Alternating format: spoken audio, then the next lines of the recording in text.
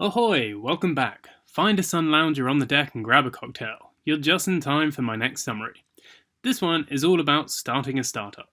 It might sound easy to come up with a brilliant idea that people want to pay you money for. Every entrepreneur wants to grow a successful business, just like every gardener wants to grow a bigger marrow than his neighbour and win the vegetable competition. But many ideas don't grow at all. Just like many marrows don't grow into giant, prize-winning Goliaths that block out your neighbour's sunshine. Using his own experience in the lean startup, Eric Ries identifies the steps you need to take to make sure your startup business grows into a towering monster that blocks out your neighbour's sun. Okay, we'll leave the gardening analogies for now. Most importantly, Eric shows us how to avoid wasting our time and our money developing ideas that, frankly, should have been left on the shelf. And the book can be summarized with this: the only way to win is to learn faster than anyone else. In other words, if you want to succeed in the startup world, you need to be a lean startup. That is, a startup that builds, measures, and learns quickly. Here are the 5 steps you need to follow. First of all, you need to come up with your concept. Simply telling people you have an idea and asking them to pay you money for it won't work. Yes, I've tried. You need to fully visualize the thing you want people to buy. Explain it in every detail. Let's say you have an idea for a card game.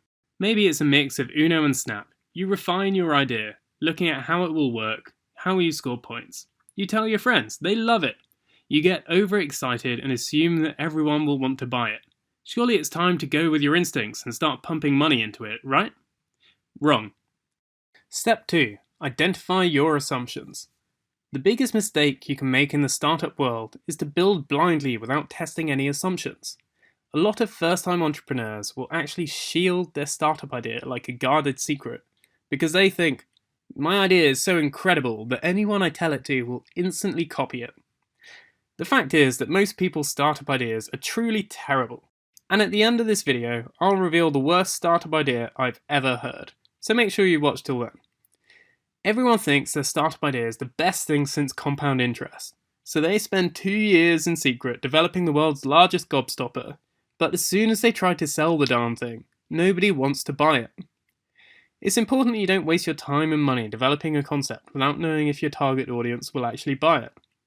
And remember, it's no good asking your friends either. They'll want to be supportive and cheer you on. They'll probably say, yeah, great idea. Or even, I'll definitely buy that. But the reality is, they're not even vaguely thinking about buying the product, because it doesn't even exist. So their support is completely worthless, and definitely does not count as validation. So even if your mum has told you that she loves your idea, that does not mean everyone else will. And focus groups could help, but really all you'd get is more of the same. Just opinions. The only way to get real validation on your business idea is through people actually giving you real money for a real product. Sure, nice opinions are fine, but no amount of, wow, that sounds great, will actually put a single penny in your pocket. And people's opinions have a habit of changing when they have to put their money where their mouth is. So before you max out your credit card and use up all the money your grandma left for the cat sanctuary, you need to test this idea out on your target customers. Step 3. Test with a minimum viable product. This doesn't mean you need to build out your entire product. Your first release should be a minimum viable product, or MVP for short. Basically, whatever is the absolute minimum you need to build in order to test whether people are willing to pay for your product. And you might not even need a working product at all. Sounds like some kind of dark magic, but you're no wizard. So how can you ask people what they will think of your card game without investing in building the whole card game? Well, here are 2 ideas for you. Firstly, the Concierge approach. This is a cheap way of testing the waters to see if there is a market for your product or service. The founder of Zappos Shoes in America, an online shoe seller, simply set up a cheap website with pictures of shoes people could buy. They clicked, he collected the orders, and then in the background he secretly went off to buy the shoes in person and ship them to the customer. What did he learn? He learned that there was a market for his service before he wasted all his money buying a huge warehouse and filling it with sandals.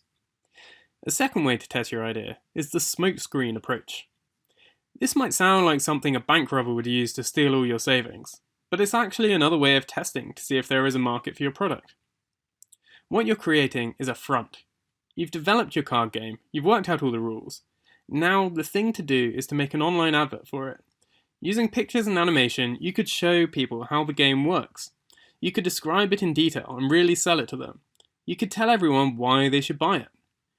What you're basically doing is giving the illusion that you have a product ready to ship, without actually having a product that's ready at all. Include a link to your advert that allows people to pre-order the game if they like the sound of it. This is often a great way of giving a little nudge. Maybe have a special introductory price that people could pay, and you could put the revenue you receive into developing the game. Or, if you don't get enough orders, then it's lucky you didn't spend your life savings on making the game. In that case, you can just refund the people who bought it. Again, the important lesson to learn is to get people to pay as soon as possible. If you had even $1,000 in your bank account, actual real money that actual real people are giving you because they value your product or service, then you know you're doing something right. Step 4. Measure your responses. The whole idea behind the Lean Startup is to create short feedback cycles of building, measuring, and learning. Back to your card business. You could find a card game enthusiast group on Facebook and spend a bit of money taking out adverts targeted at these people. You could measure the cost of actually acquiring customers, and Facebook will tell you how many people clicked your ad, how much that cost you, and you'll know how much money you made from pre-orders on your website. Step 5. Pivot or persevere. This sounds exactly like the sort of question that comes up in a card game. Pivot or persevere, stick or twist. But what do we mean? If lots of people like your Facebook ads and watch your videos, but you don't get many pre-orders, it might be a good time to think about tweaking your product. Maybe there's an aspect to the card game that's not quite right. Maybe the rule about stripping when you lose a hand is putting shy people off. Or maybe it's simply that Facebook ads aren't a good way to acquire customers. Take it back to the drawing board and kick some ideas around.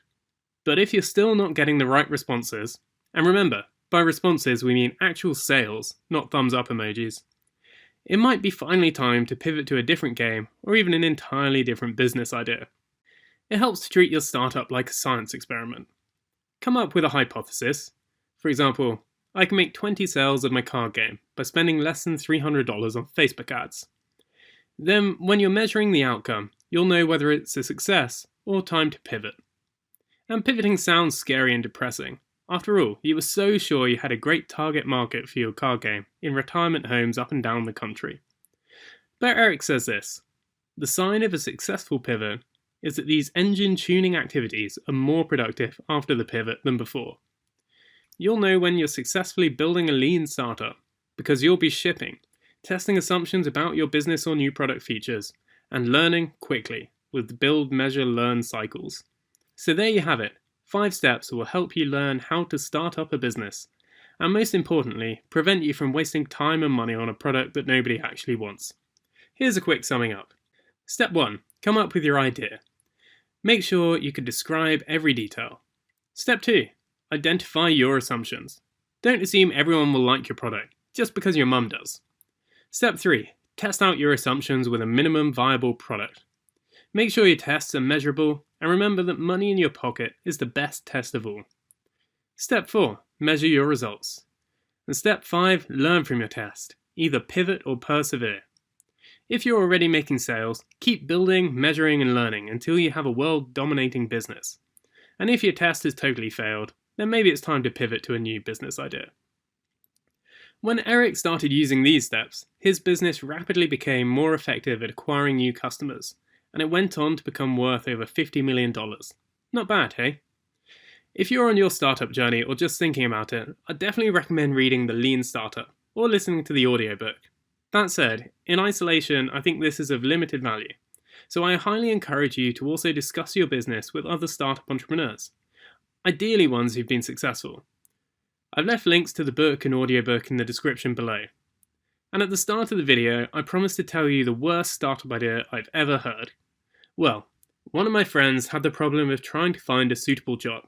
He tried several and none of them were for him. So his idea was to spend months and months developing a job simulator in virtual reality that would allow him to experience different jobs in real time. But all the jobs were computer-based, so it was basically a simulation of him sitting on a laptop, Comment below and let me know what you think of Job Simulator. I'm curious, would you use it? Is it a terrible idea? Or is it really not that bad? Because it does solve a real problem after all.